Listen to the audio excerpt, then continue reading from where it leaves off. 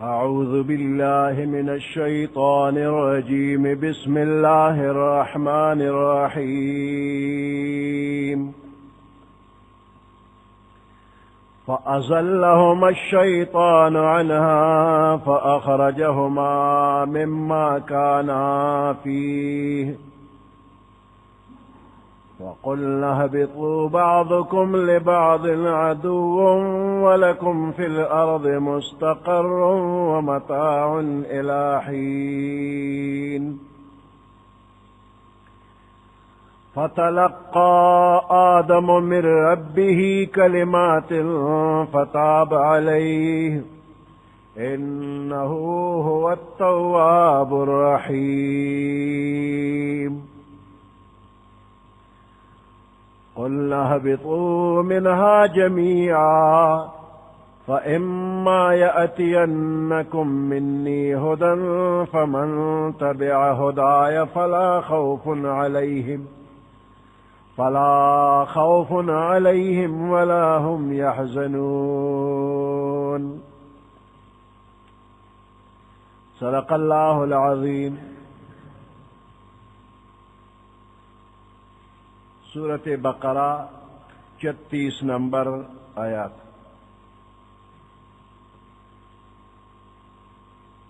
हजरत आदम अलैहिस्सलाम अल्लाह पाक जन्नत ता दाखिल को हवा बीबी अलता पैदा शुला द द्वाड़ो निकाह उशवा حکم ورته وشو چې په جنت کې کم ځای کې ګرځئ نو هلته ګرځئ، چې کم ځای خوراک غواړئ نو کوئ.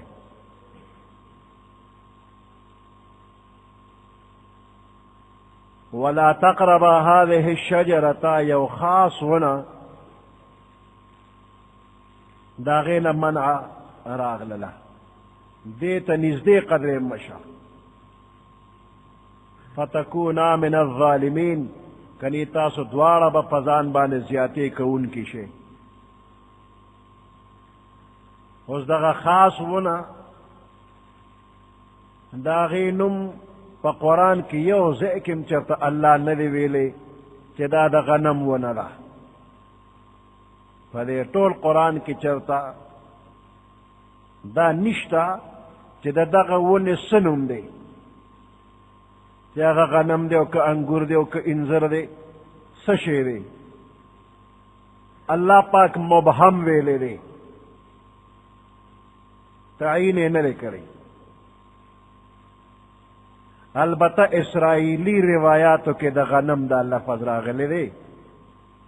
بنی اسرائیلو دا لفظ ویلی دی، پیغمبر علیہ السلام نه دی ویلی، قرآن نه دی ویلی، صحابه کرامو نه دی ویلی. خو بیا دغه غنم دومره شهرت کړی دی چې دانه یې د غنم خوړلې نه وه، د جنت نه به وته آدم پسه.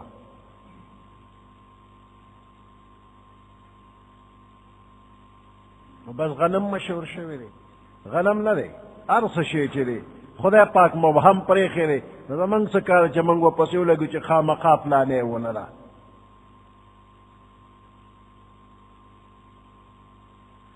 نو یو خاص ونې نه الله پاک منع کړ.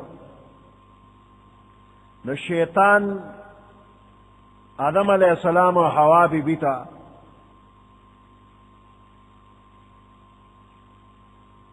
دوکه یې ورکړله،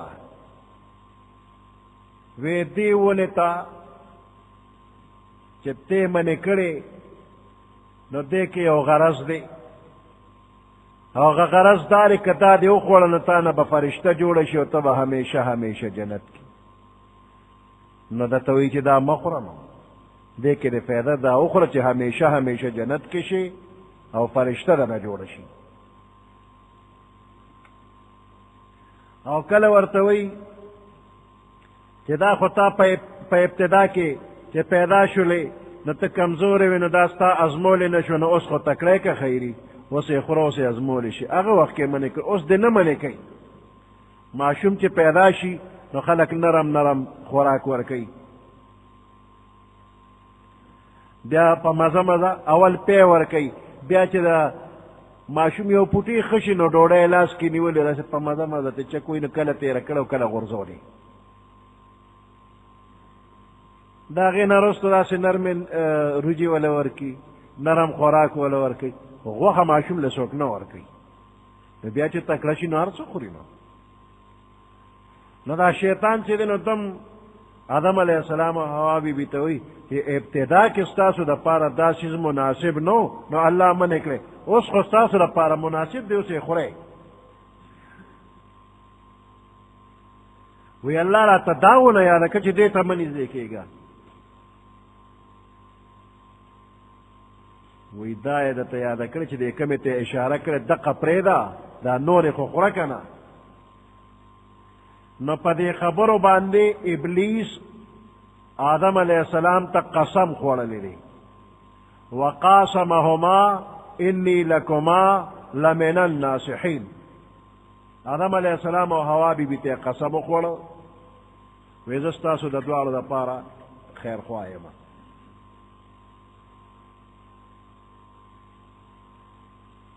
نو آدم علیه السلام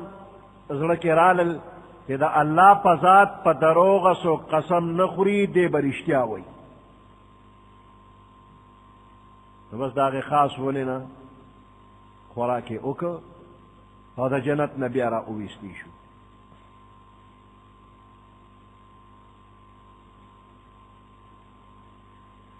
سوال دا دی چې د ابلیس لعین دی چې الله د خپل درباره وشړه او آدم علیه السلام جنت ته داخل کنه، دی بیا څنګه لاړه جنت ته او آدم علیه السلام او حوا بی بی هغه خطا کړل. دی خو کافر شو، کافر خو بیا جنت ته نه ځي.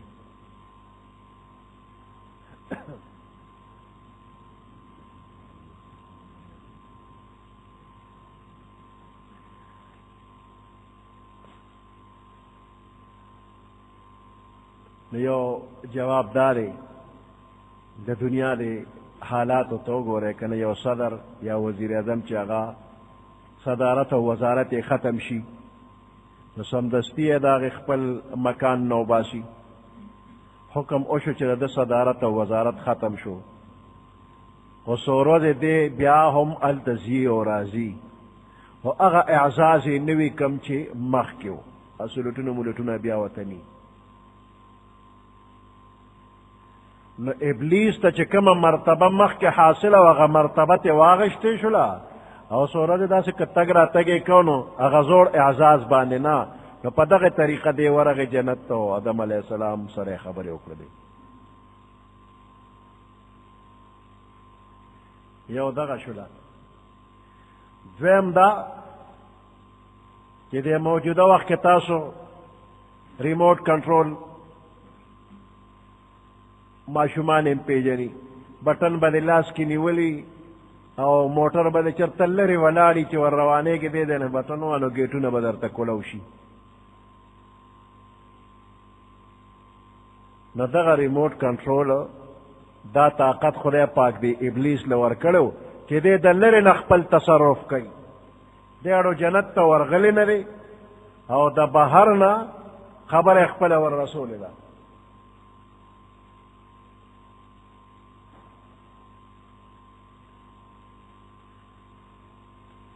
نو د جنت هغه خاص ونه د هغې خوراک آدم علیه السلام وکړ. او په دې سکول کې بهر لوی میدان دی، یو اړخ ته کمرې دي او پکې کړکۍ لګېدلې دي خو بار طرف ته. کلاس کې استاذ ولاړ دی سبق ښیي او هلکان ناست یو کس چې هغه پاس اخیستی بار وتلی دی. اوس ګراونډ کې ګرځي را ګرځي او ناګهانه یو هلک سره سترګې مخامخ کړي دي او دی هغه په اشارو خبرې شروع کوي. دا یو هلک خو د کلاسه بار دی، د استاد د نظر نه پټ دی. په کلاس کې دننه هلک سره په اشارو کې گپ شروع کړ، ناګهانه د کلاس کې دننه ناست هلک وخندل. استاد پرې راباندې که ولې خاندې د یارې علم نه شوي دی چې بار هغه فلانې چې نه هغه داسې داسې کار وکړه. خو دننه هلک په استاذ و. نو داسې دا ابلیس بهر و د بهر نه څه اشارات مشارات کړي دي په هغې باندې دا دونه خبرې رسولي دي. بهرحال د وسوسې اچولو قدرت الله شیطان له ورکړی دی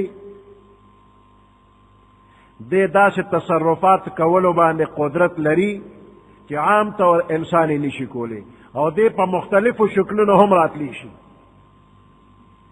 دا پیریان د دوی تعریف دا دی چې جسم ناری یتشکل باشکال المختلفه،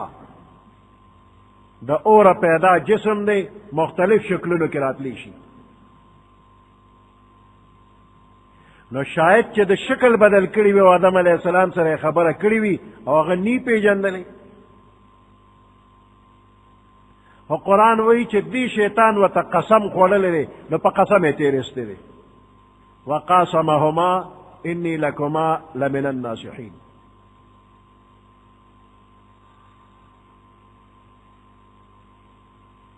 نو چې کله هغه خاص ونې نه خوراک وکړ، نو د هغې نه پس د جنت نه را اویستی شو.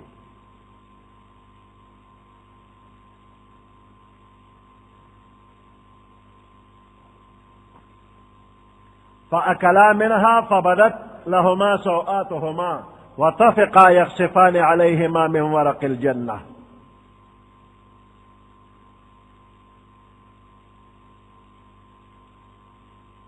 کہ آدم علیہ السلام و حوا بی بی دواړو خوراک وکړه شجره ممنوعه، نو فبدت لهما سوآتهما، د جنت لباس تینا اوته، عورت ښکاره شو، شرمگاہ ښکاره شو. اوس په دې جنت کې یو آدم علیہ السلام او دویم ورسره حوا بی بی، او دغه ځای کې پردي کسان نشته، او د ښځې او د خاوند په منځ کې شریعت ستر نه دی مقرر کړی. د دې تر منځ ستر فرض نه دی. نو که دواړه یو بل ته ښکاره شو نو څه چلو شو؟ هېڅ هم نه.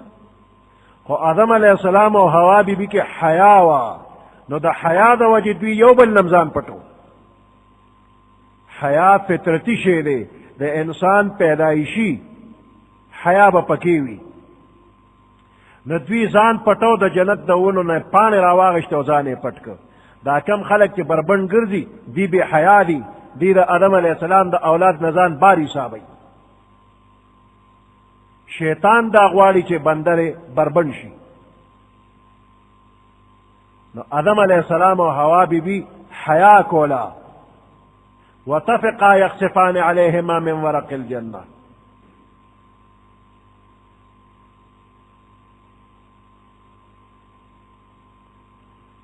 شیطان تیر استلم او د جنت نه را بهر کړ. نو خدای پاک دې ته وی اوځئ، دواړه لاړ شئ، تاسو هم ځئ او ستاسو چې کوم بچي پیدا کېږي نو هغه ستاسو په شاګانو کې دی غلی ځي. و مخکې الله پاک آدم علیه السلام ته ویلي چې دا شیطان دې د نه ګورې ځان ساته. ان هذا عدو لک ولزوجک، دا شیطان چې دی نو د اسلام دشمن دی، ستا د بیبي هم دشمن دی. فلا یخرجنکما من الجنة، نو دې د تاسو دواړه د جنت نه او نه باسي. فتشقا، کني تاسو و مشقت کې واقع شئ.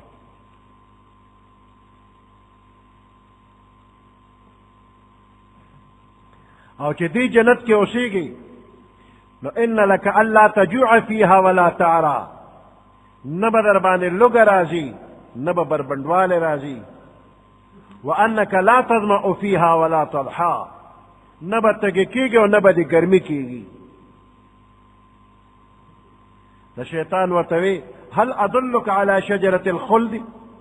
داسې ونه راته نه ښیم چې همیشه به جنت کې وملک لا یبلا، داسې ونه درته نه ښیم چې هغه وخورې همیشه به د حکومت خپل وي. د دغې خاص ونې نه خوراک یې پې وکړو. نو په دې طریقه شیطان وسوسه ور واچوله او آدم علیہ السلام او حوا بی بی دنیا ته راغله. د خاص ونې نه الله پاک آدم علیہ السلام منع کړ. دی ورته ووایي چې دا ستاسو دشمن دی، خطا دې نه کي. د دې باوجود آدم علیہ السلام د هغې خاص ونې نه خوراک وکړ. په ظاهره دا خو ګناه ده، او پیغمبران د ګناه نه پاک وي عقلا نقلا د ټولو ګناهونو نه پیغمبران پاک او څلورو مذهبو امامان په دې متفق دي چې پیغمبران د وړې او لوی ګناه دواړو نه بچ دي بعض عالمان وایي چې وړه ګناه ته کېږي خو جمهور امت په دې دی چې دا خبره غلطه ده وړه ګناه هم د پیغمبر نه کېږي وجه دا ده چې پیغمبر یو کار وکړي نو هغې ته سنت وایي امت به هغه کار خامخا کوي دا زموږ پیغمبر کړی او دا سنت دی او دی کې ثواب او چې پیغمبر خطا کار وکړي نو خطا ته هم سنت وایي خطا ته خو سنت نه وایي او بله دا پیغمبر الله پاک دے تمام مخلوق دا پاره یو سمپل را لېږلی وي یو نمونه را لېږلي دته وګوره دقه څه ځان جوړ کا نو چې هغه خطا شي خو ټول خلک به خطا شي پیغمبران د ګناه نه الله پاک پیدا کړي دي مقتدا دي قوم به ورپسې اقتدا کوي که څوک دا وایي چې د پیغمبر نه ګناه کېږي د دې خبرې مطلب داره چې په پیغمبر اعتماد نشته چې د پیغمبر نه اعتماد پورته شو نو بیا ایمان په چا راوړې عمل د چا په قول باندې کې نو د پیغمبرانو په ذات اعتماد وکړه چې دا د ګناه نه پاک دي دوی چې سوی د الله خبرې راته کوي البته قرآن پاک کې بعض پیغمبرانو په باره کې د خطا لفظ راغلی دی لکه دې آیات کې هم شته او بل ځای الله فرمایلی دي فعصى آدم ربه فغوا ښکاره الفاظ راغلل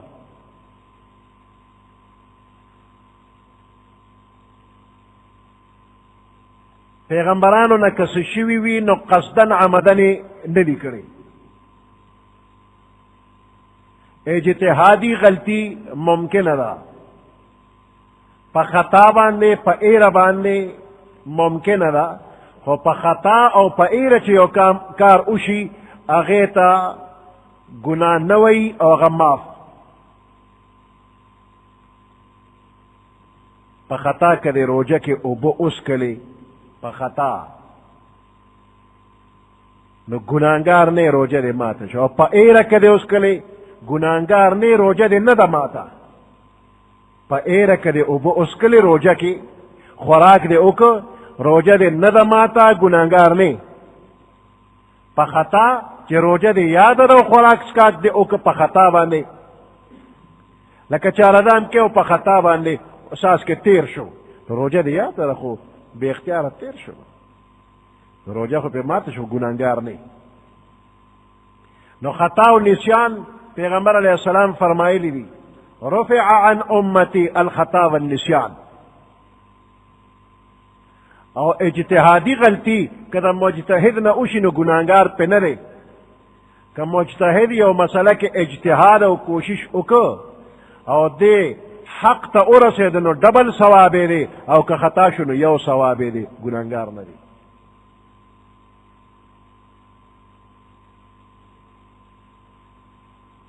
خو د پیغمبرانو شان ډېر اوچت دی مقام یې ډېر اوچت دی نو د لویو خلکو ورکوټې غلطي غټه غلطي ګڼلی شي حسنات الابرار سیئات المقربین د عامو نیکانو خلکو نیکی هغه خدای ته ډېر نږدې خلک دا د هغوی بدي ده هغه داسې ویل کوي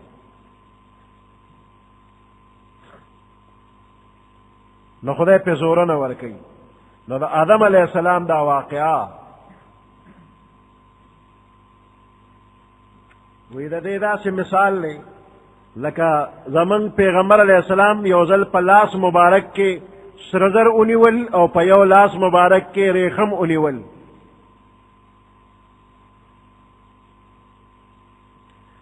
او وی دا زما د امت په نارینه و حرام دي اشاره یې ورته وکړه ریخم او سره زر وی دا زما د امت په نارینه حرام دي. د دې څه مطلب چې دا لاس کې دي نو دا حرام که د دې د جنس ټول حرام؟ دا مطلب چې د دې د جنس ټول، یعنی سره زر او ریخم د امت نارینه لپاره حرام.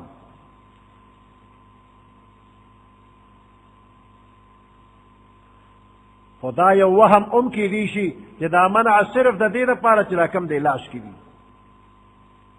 نو دغه شانته آدم علیه السلام هم دا خیال وکړو چې دې کمې ته اشاره وشو دقه ونه حرامه، د دې میوه حرامه، د دې د جنس دا نور به نی حرامه، ځکه شیطان قسم خوړلی دی راته چې زه درته رښتیا وایم او ستا خیرخوا یم.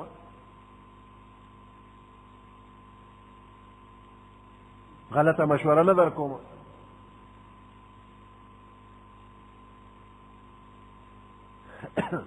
نو دې ته اجتهادي خطا وایي او الله پخپل فرمای فنسیا ولم نجد له عزما.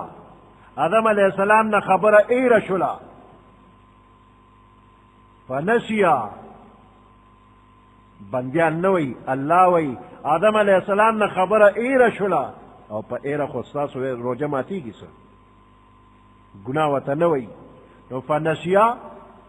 ایره شوتي ولم نجد له عزما، او موږ د کلکه اراده نه ده موندلې چې د ګناه اراده یې کړې ده، د مخالفت اراده یې کړې چې ته مې منې کې نو اومې زه خورم. داسې اراده نه وه. نو چې قصد او اراده پکې نشته او خبره هم ترنه ایره ده نو دې ته ګناه نه وایي. اجتهادي خطا ورته وایي، خو د پیغمبر شان اوچت دی نو الله پې زوره نه ورکوه. ولې دې ایره کړله؟ دا کار دی ولې وکړه؟ نو په دې یې وله زوره نه ورکړله. تاسو درزي چا ته وایې چې همیشه جامې کټکۍ او ګنډي یې جوړی یې دغې کس ته درزي وایي. او کله چا چې ته پنسو شلې د استن تارې راواغېشله ځان له پنسو وګنډله ده ته هم درزي وایې، دی هم ګنډل کوي او درزي هم ګنډل کوي، دواړو ته درزي وایې. چې ته یو وخت یې استن تار راواغېشته هغې ته درزي نه وایي. ګناهګار هغه دی چې دا هر وخت ګناه کارونه کوي. دا یو ځل په خطا چې ته ستن تار راواغېشت نو هغې ته درزي نه وی، نو یو ځل داسې خطا اجتهادي شو نو دې ته ګناهګار مه وایه.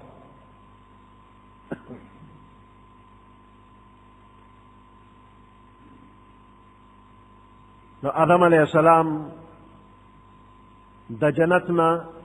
بهر را اویستی شو، حوا بیبي هم بهر راغله.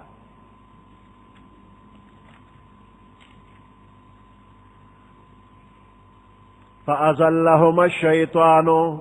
پس اخویول دی دواړو لره آدم علیه السلام او حوا بیبي وی خویول. ازله لغزش یې ورکه وی خویول.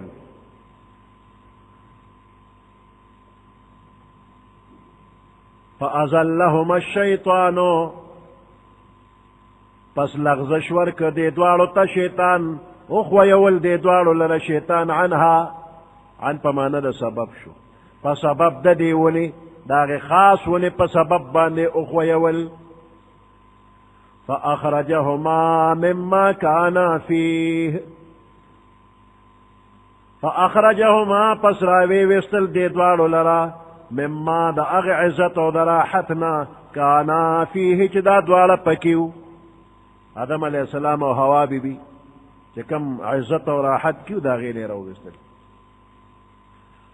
وقلنا اهبطوا بعضكم لبعض عدو، من اویل کوز شی تاسو، وقلنا اهبطوا من اویل چې کوز شی تاسو د جنتونو نو د اسمانونو نه دنیا او ته لاړ شئ. داسې حال کې چې بعضکم لبعض عدو، بعض ستاسو به د بعض دشمنان وي، دواړه یو بل سره دشمنان به یې.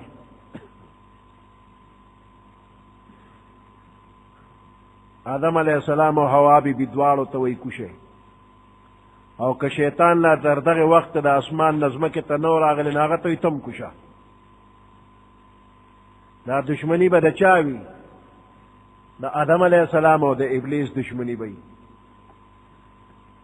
د کافرانو د مؤمنانو به دشمني وي، دا نه چې دا خپلو کې دا یو بل سره د ورورولۍ دا دشمنۍ دي دا پکې نشته دا دشمنۍ ختمې کې دشمني کې وي نو د مؤمن او د کافر وي او مسلمانان خپلو کې دشمني به نه کوي ولکم فی الارض مستقر او ستاسو د پاره فی الارض په دې ځمکه کې مستقر جای قرار به وي د برقراري ځای به وي ومتاع الی حین او سامان د نفع به وي الی حین تر د یو خاص وقت پورې یو خاص وقت پورې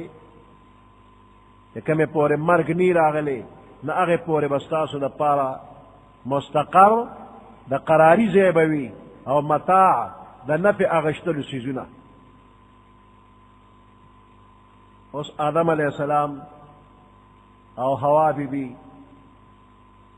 د اسمانونو نه او د جنت نه ځمکې ته راغلل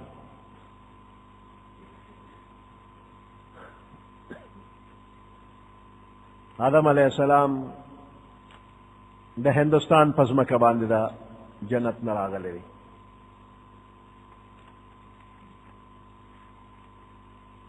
سرندیب دا سیلون سریلنکا دغه علاقې دي او په دې کې سرندیب یو لویه علاقه ده او په سرندیب کې بیا نود یو ځای دی نود نو په دقه ځای باندې آدم علیه السلام راکوز شوی دی او دا نود داسې د غر د پاسه اوار ځای دی حوا بی بی چې ده نو دا په جده باندې راغلی ده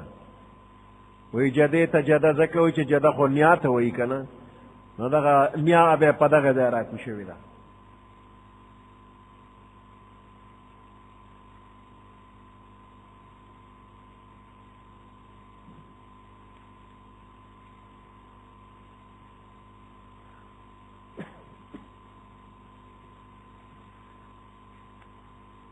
آدم علیہ السلام دا اللہ نیازبینو چتا استغ خبر اوریدلی نوا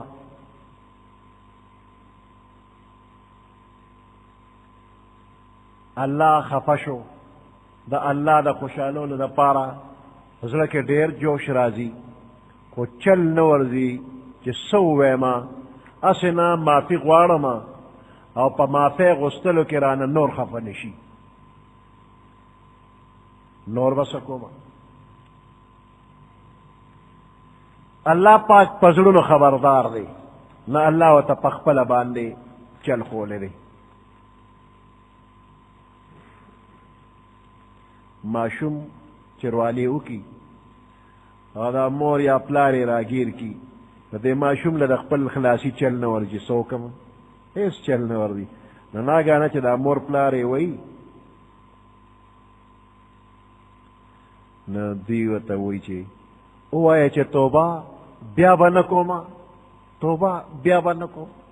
نو چل ورته په خپله دا مور پلار وښیي نو به دا ماشوم چې کې توبه بیا به نه کوم نو بیا یې پرېږدي نو که پرېښوده یې نه نو دا د توبې چل به یې ورته نه ښو خو پرېښودل یې غواړي نو چل ورته په خپله وښیي نو اوس الله پاک آدم علیه السلام نه داسې خفه نه دی لکه د ابو جهل نه چې خفه دی ابو جهل ته د توبې چل خدای نه ښیي هغه نه خفه دی په رښتیا او قسم ته نه خفه دی او د آدم علیه السلام نه خفه نه دی خو آدم علیه السلام خو خدای پاک ځمکې له پیدا کړو انی جاعل فی الارض خلیفه جنت له خو خلیفه نو پیدا کړی خو دې جنت ته ولې بوته دی ورته خول چې ته په دنیا کې وخت تیر کړي نو که ښه وخت تیر کړي نو دا دی د په خپلو سترګو ووینه دی درته به دې راولم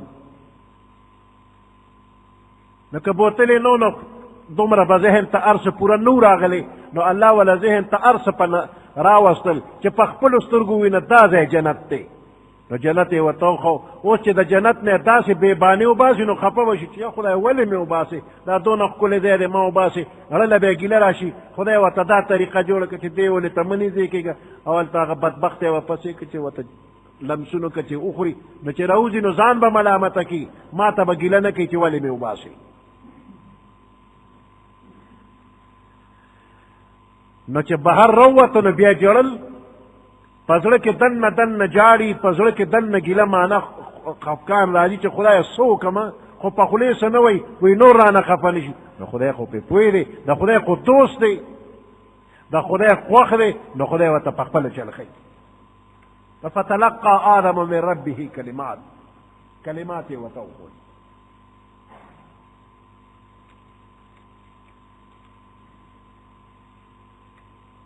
نو کم کلمات ورته وښودي شو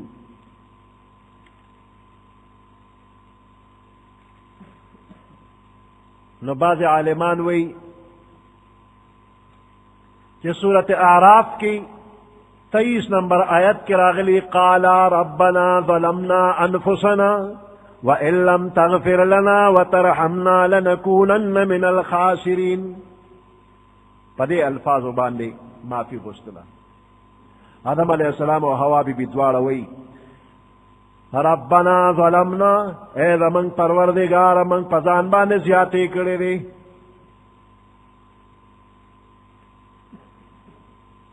وان لم تغفر لنا کچرت من تبخشش اونکی و ترحمنا رحم را باندې اونکی لنکونن من الخاسرین من بد تاوانیانو نشو دا قول دا حضرت جبیر مجاہد او حسن رحمهم الله تعالی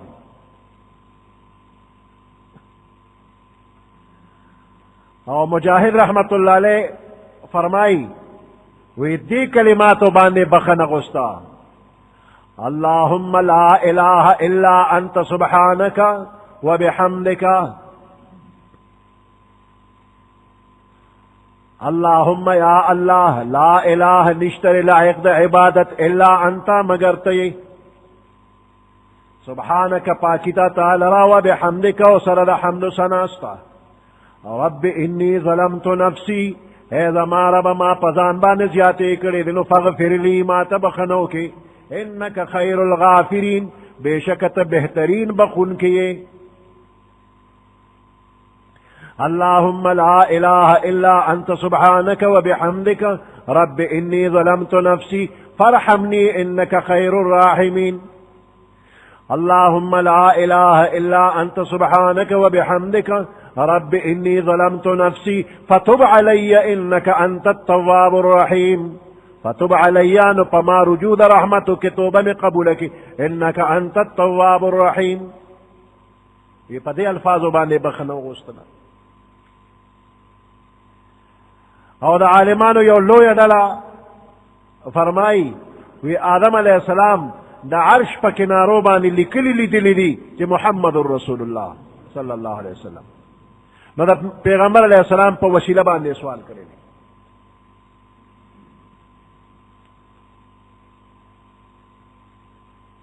وی دا خبر تفسیر قرطبیم لکلی دا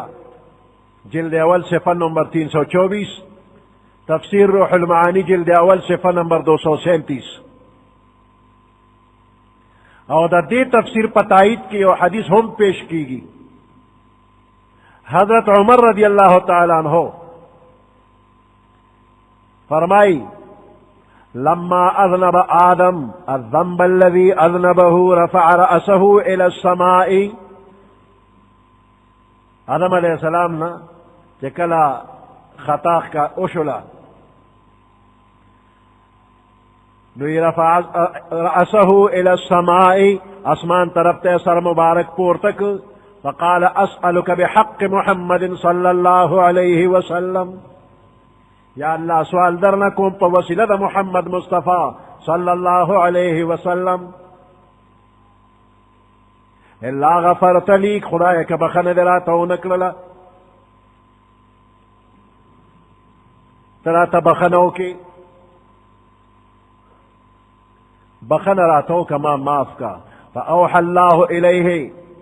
اللہ وتوحی اکللا من محمد دا محمد سوک دے فقال تبارك اسمك لما خلقتني رفعت رأسي الى عرشك بے پروردگار چتا دا پیدا کرما ما سر پورتک عرش تمی اوکتل فاذا فيه مکتوب ناگانا دا عرش پا کنارو بانی لکلیو لا الہ الا اللہ محمد رسول اللہ فعلمت انه ليس احد اعظم عندك قدرا زپویشم پدې خبره باندې چې هیڅ څوک ډېر اوچتې درجې والا نشته دی عمن د هغه چانه جعلت اسمه مع اسمک چې د هغه نوم تا د خپل نوم سره لیکلی دی فأوحى الله إليه الله ورتوحي أكل يا آدم إنه آخر النبيين دا طول نرست پیغمبر دي من ذريتك استاد أولاد ندي ولولا هو كچر دا پیدا کول میں مقصد نوي ما خلقتك نتبا من نوي پیدا کری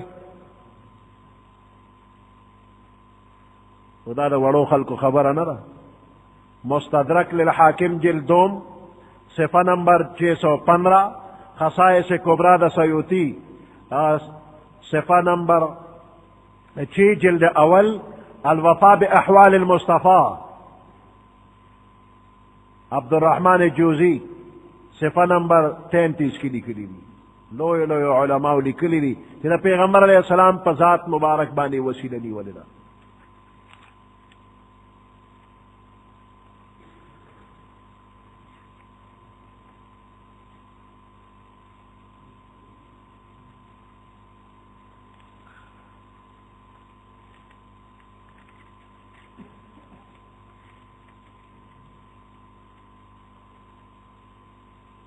آدم علیہ السلام جراسو نہ کرے دا وہی چکل را کشوی دی نو جڑلی دی عبداللہ ابن عباس رضی اللہ تعالی عنہما فرمائی بکا آدم و حوا 200 سنہ 200 کالے جڑلی دی 200 کالا ولم یاکلا ولم یشربا 40 یوما صلویخ رضی خوراک نہ کرے آدم علیہ السلام و حوا بی بی دوارو سلویخ روز خوراک نو کری او جڑلی او سل کال یو بل تنجدی شویم دن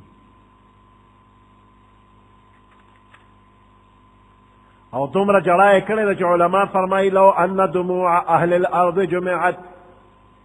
کچر دا تمام اہل زمین اوخ کے راجم کریشی لکان دموع داود اکثر دا داود علیہ السلام اوخ کے بتزیاتی شی ولو أن دموع داود مع دموع أهل الأرض جمعت كذا داود عليه السلام أخي ودا تمام دنيا دا خلق أخي راجمشي لكان دموع آدم أكثر دا آدم عليه السلام جراء أخي بتزياتي شي